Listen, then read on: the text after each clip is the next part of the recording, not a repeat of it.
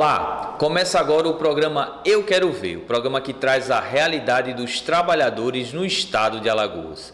E nós começamos a edição dessa semana com a reportagem especial sobre o 10º Congresso dos Urbanitários de Alagoas, que traz como tema Resistir ao Golpe Trabalhadores Unidos. Em seu 10º Congresso, os urbanitários de Alagoas trazem para o debate o tema Resistir ao Golpe Trabalhadores Unidos, que norteará todo o evento. O Congresso conta com a presença de centenas de trabalhadores e trabalhadoras das categorias do saneamento e da Eletrobras do Estado, que lotaram o auditório do Maceió Marotel. O Congresso inicia com o espetáculo Nascedouro, da Companhia de Dança Afro, que traz a memória viva de Zumbi dos Palmares e toda a cultura e tradição negra em Alagoas.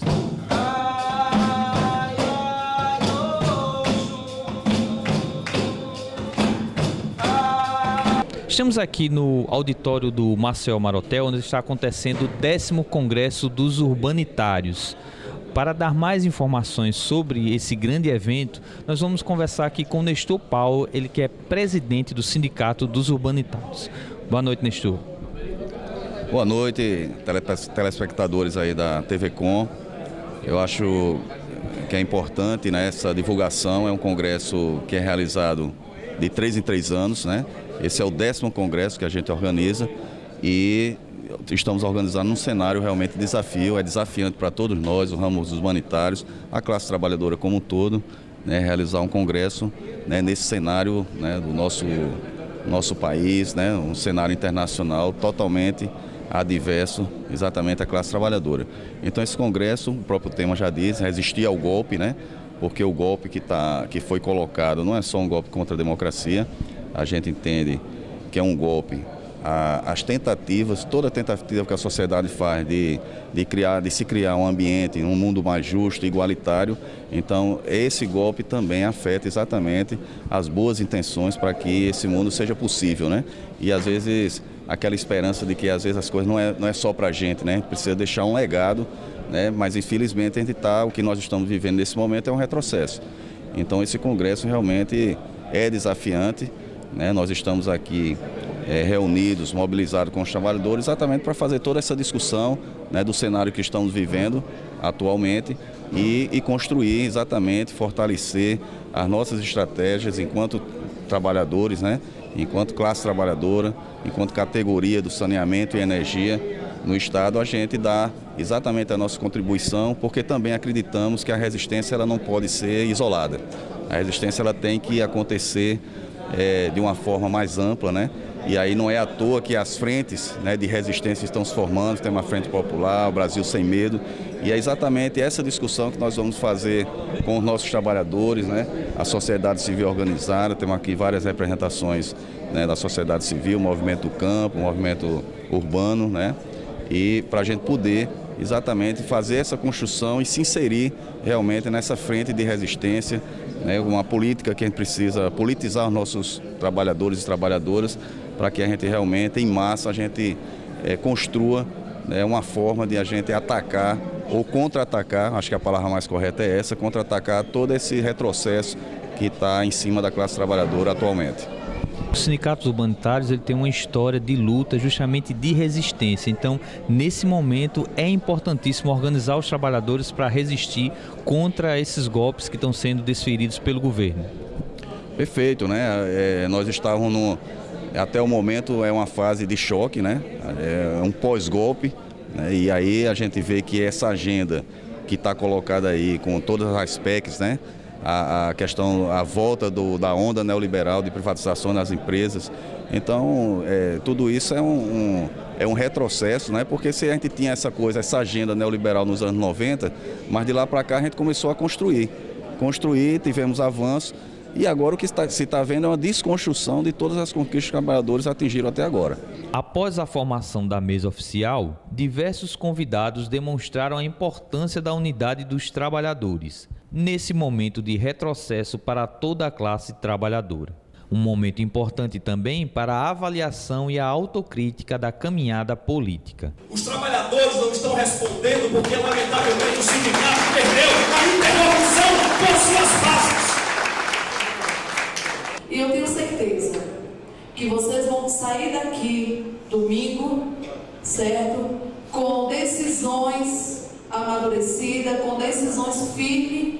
rumo que a classe trabalhadora, principalmente aqui os urbanitários, vão traçar para o estado de Alagoas e para o país.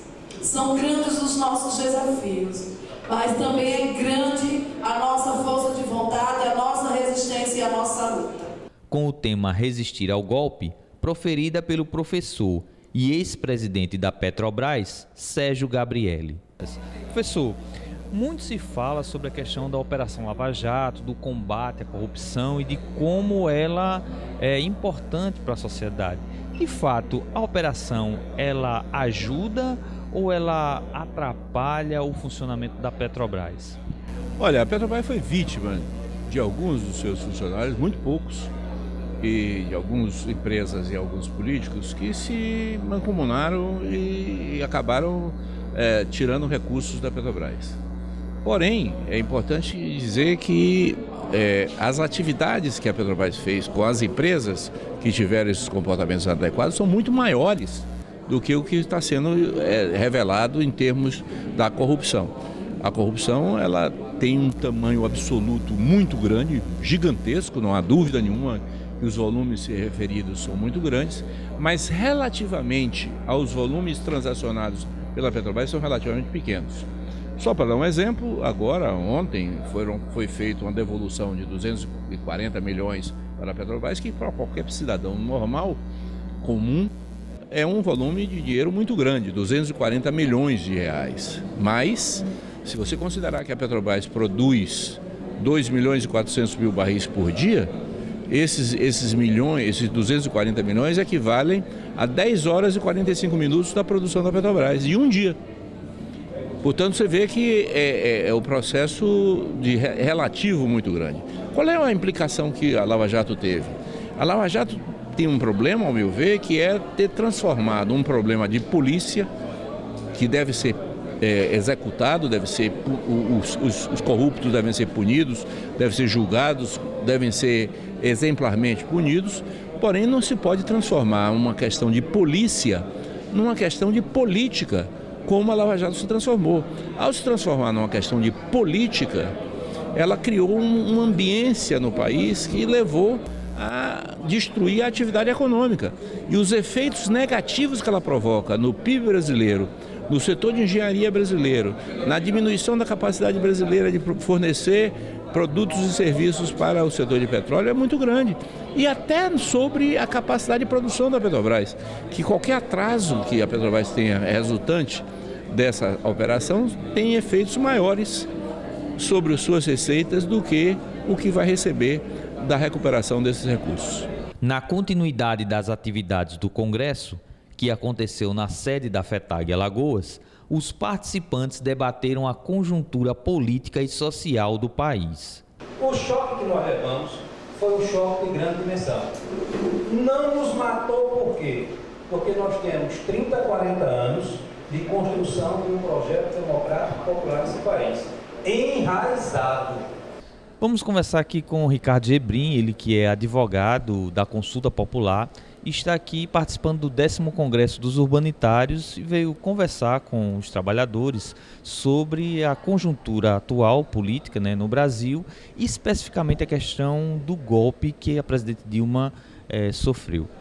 Gebrim, o que é realmente que está por trás desse golpe que a presidenta Dilma e o Partido dos Trabalhadores sofreram nesse ano de 2016?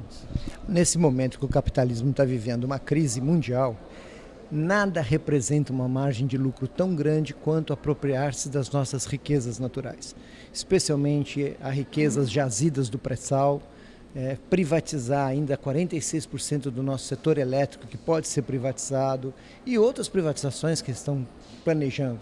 Tudo isso representa uma margem de lucro que é a base motivadora do golpe. Claro que esse golpe é parte de uma contraofensiva que envolve os interesses estratégicos dos Estados Unidos, o capital financeiro, as grandes corporações multinacionais.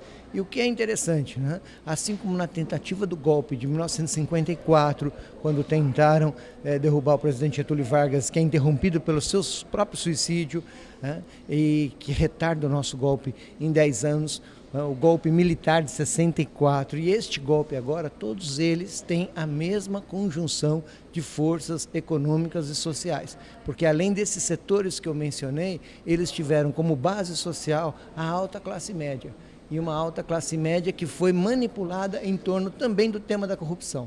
É isso que fizeram em 54, é isso que fazem em 1964 e é isso que retomam agora. É um tema que vai e volta, quando lhes interessa falam de corrupção, quando não lhes interessa desaparece esse tema da corrupção. Gebrim, na sua fala também você apontou algumas falhas que foram cometidas pelo governo. Essas falhas, elas facilitaram essa história do golpe? Elas fizeram com que esse golpe ficasse menos com cara de golpe? Bom, esse golpe é parte dos novos tipos de golpe, que eles iniciam em Honduras, desenvolvem no Paraguai e que também foram aperfeiçoados em lugares com a participação dos Estados Unidos, como a Geórgia, como a Ucrânia, onde os golpes buscam não transparecer sob a forma de golpe. E para isso é fundamental que eles contem com uma aparência de legalidade. E esse é o elemento central. Agora, vejam, o inimigo sempre precisa se valer das nossas fragilidades. É importante a gente entender as nossas fragilidades, não porque elas são as causadoras, mas porque elas são as que facilitam, como você disse, a ação do inimigo. No nosso caso, não ter tido capacidade nesses 13 anos de organizar o povo brasileiro, não ter tido uma estratégia de superação daquela blindagem neoliberal que se herdou do governo Fernando Henrique. O único momento que isso ocorreu, uma tentativa de superação disso, foi quando a presidente Dilma, corajosamente em 2013, chegou a propor um plebiscito para a realização da Constituinte, mas ela também não teve força para sustentar essa proposta. O problema que ocorreu em relação às doações empresariais. Veja, quando se aceita essa lógica das doações empresariais, abre-se um flanco que o inimigo soube utilizar para uma desmoralização seletiva, evidentemente manipulada pelos meios de comunicação. E também a incapacidade de disputar a classe média, os setores de classe média, que sabíamos de antemão que seriam esses setores que seriam usados contra qualquer avanço de tentativa de construção de políticas sociais de interesse da maioria do povo. Isso não é uma novidade, isso aconteceu em 64, em 54, isso aconteceu em todos os golpes latino-americanos. Qual é a perspectiva a partir desse quadro de golpe, desse refluxo um pouco da classe trabalhadora, do movimento sindical, do movimento social? Qual a perspectiva que você apresenta para nós? Eu acho que nesse momento a principal perspectiva é da unidade. E para isso a construção da Frente Brasil Popular, que reúne hoje as maiores centrais sindicais, os principais movimentos sociais, os maiores partidos de esquerda, e um conjunto de militantes que não estão organizados em parte alguma, mas vão se juntando nos municípios, nos bairros, nessa capilaridade que é a Frente Brasil Popular. Essa é a principal ferramenta unitária que nós temos. E essa ferramenta unitária vai ter que fazer um balanço coletivo desse processo, compreender o que vivemos, estabelecer uma política comum, estabelecer uma tática comum e principalmente saber construir no seu processo de discussão um programa que envolva os ativistas, que envolva a militância e possibilite a gente ter uma ferramenta política que interfira nas lutas sociais e nas lutas políticas.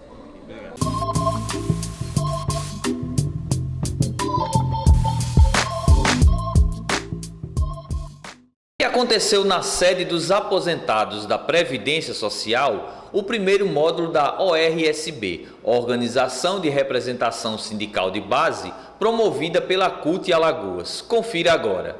Chico, esse é um momento de buscar a formação e a unidade para enfrentamento dessa situação que os trabalhadores estão enfrentando? Estamos aqui no cumprimento do Programa Nacional de Formação da CUT, junto com a Secretaria de Formação da CUT Alagoas e com o coletivo de formadores da CUT, realizando essa programação de formação no sentido, com o objetivo de armar e preparar a base sindical da CUT para o enfrentamento da conjuntura atual, que é extremamente adversa. Frente a essa conjuntura adversa, uma forma importante que a CUT tem de formar a sua base e preparar essa base para esse enfrentamento no campo da disputa da hegemonia. Em especial a questão da Previdência, o governo federal fez uma reforma, né, do Ministério da Previdência, transformou em secretaria, aponta aí também com a reforma em relação ao tempo de aposentadoria. Como é que vocês veem essas questões específicas? Veja, esse curso de formação, que é de base, ORSB, Organização Representação Sindical de Base, é o primeiro módulo de 3, traz aqui sindicalistas de vários sindicatos, jornalistas, Sinteal, professores e da Seguridade Social. Tem também vigilantes, correios. No campo da Seguridade Social, que é a Previdência, esse curso proporciona, principalmente agora com a palestra da professora Luciana Caetano, doutora da UFAL, de preparar, de levar discussões que a classe dirigente política que comanda o país na atualidade propõe as chamadas reformas, das quais a reforma da Previdência, que está vindo à tona de forma a quebrar e retirar direitos conquistados a duras penas pela classe trabalhadora e pelo povo brasileiro. O objetivo do governo atual é levar à quebra do orçamento da Seguridade Social garantido pela Constituição. Para contrapor-se a isso, tem que organizar a classe trabalhadora, tem que preparar essa classe trabalhadora, formando, levando ao conhecimento esses detalhes, e o campo, o terreno adequado é o da formação, que a CUT está realizando hoje, nesses dias 18 a 20, preparando os trabalhadores para essas chamadas reformas do capital, que só trazem prejuízo à classe trabalhadora. A gente percebe aqui nesse evento várias lideranças de vários sindicatos, né, aqui de Alagoas.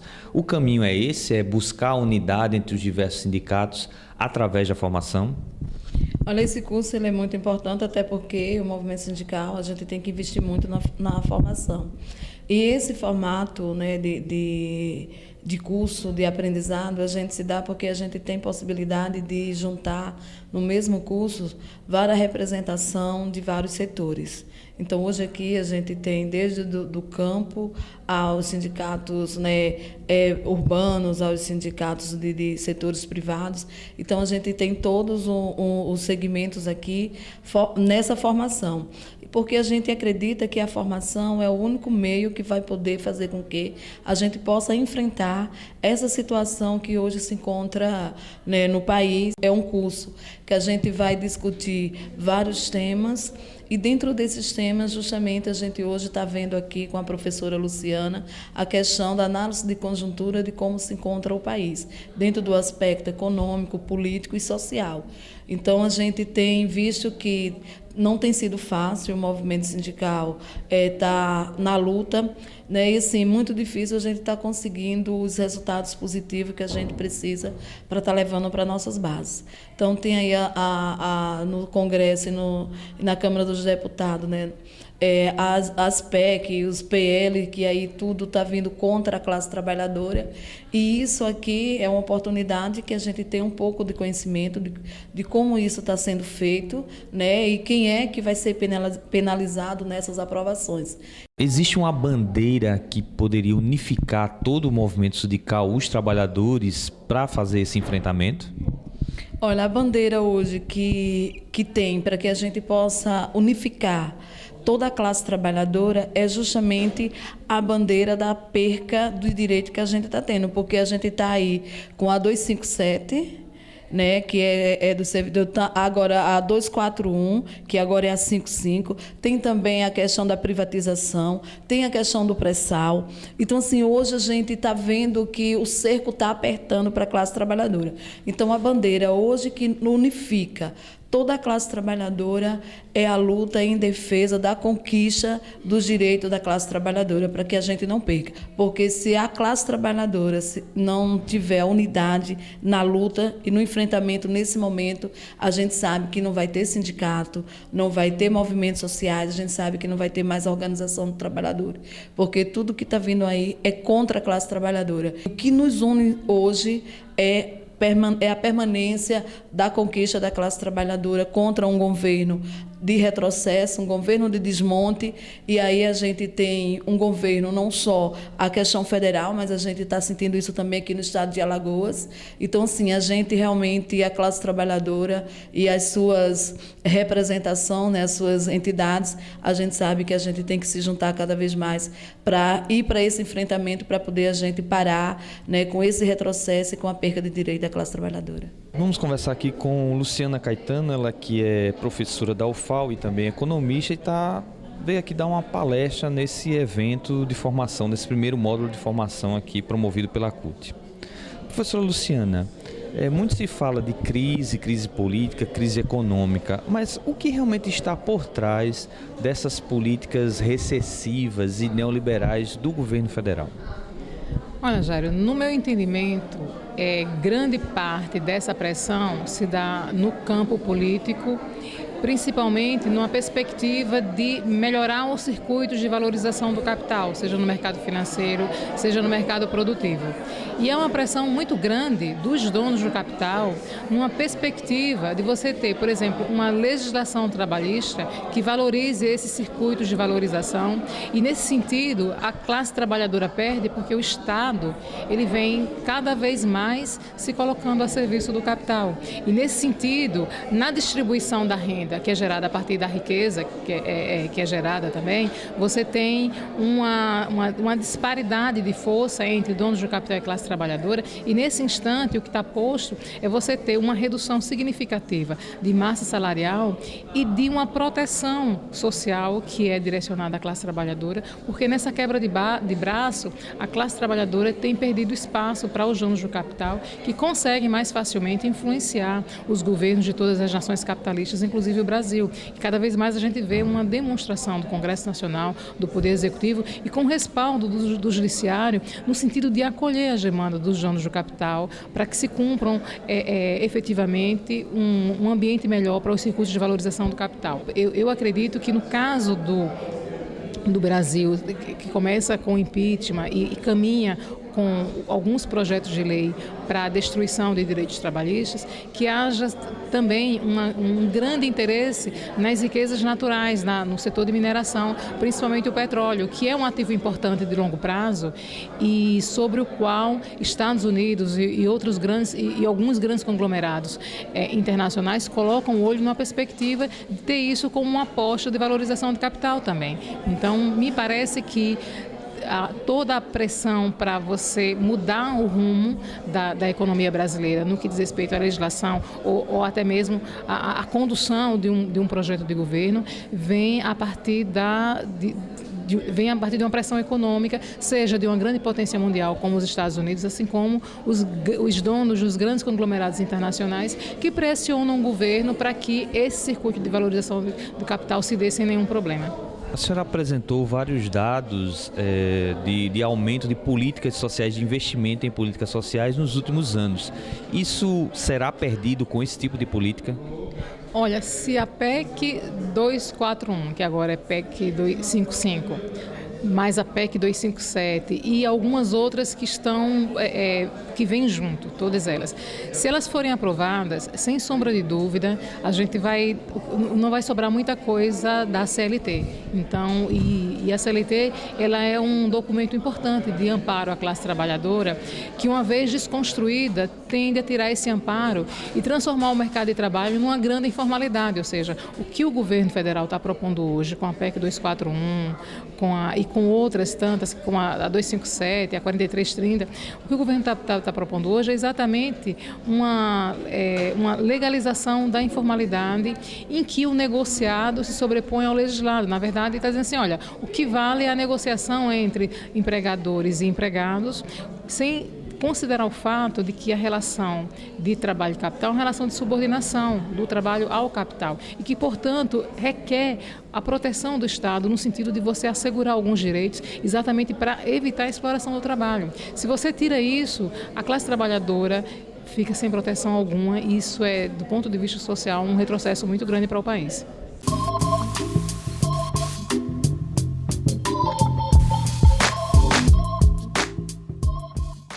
E o programa Eu Quero Ver dessa semana vai ficando por aqui. Para continuar acompanhando o nosso conteúdo na internet, você pode acessar através do site www.tvcommaceió.tv.br. Estamos também no YouTube, através do youtube.com/tvcommaceió, no Facebook, TV Com Maceió. Para sugestões de pautas ou críticas, você pode mandar um e-mail para o tvcommaceió@gmail.com. Tenham todos uma ótima semana e até o próximo programa.